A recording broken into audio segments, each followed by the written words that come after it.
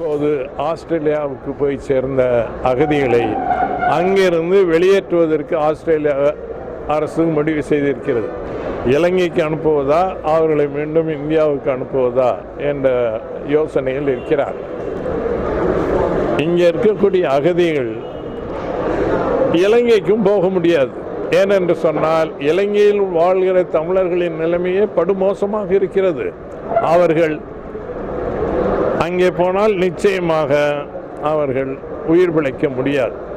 இந்த சூழ்நிலையில் அவர்கள் இங்கே ஒரு விரக்தியான வாழ்ந்து கொண்டிருக்கிறார்கள் என்பதைத்தான் நான் சுட்டிக்காட்ட விரும்புகிறேன்.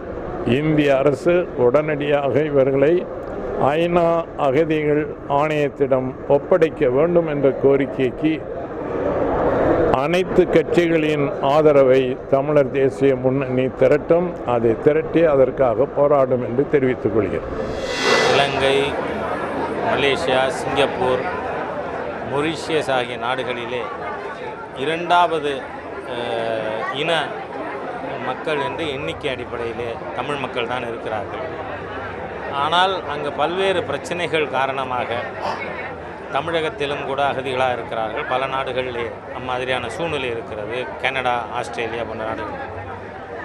ஆகவே இவர்கள் மீண்டும் அவர்கள் இருந்த நாட்டிற்கு அவர்கள் மீண்டும் குடியமர்த்தப்பட வேண்டியது அத்தியாவசியம். ஆனால் இவர்கள் அங்கு போய் அவர்களுடைய உயிருக்கும் உடைமைக்கும் பாதுகாப்பு ஏற்படுத்துகின்ற வண்ணம் எந்த நாட்டிலிருந்து அவர்கள் வெளியேறி இருக்கிறதோ அந்த நாட்டோடு பேசி அதற்கான ஏற்பாடு செய்த பிறகுதான் இவர்கள் அனுப்பப்பட வேண்டும்.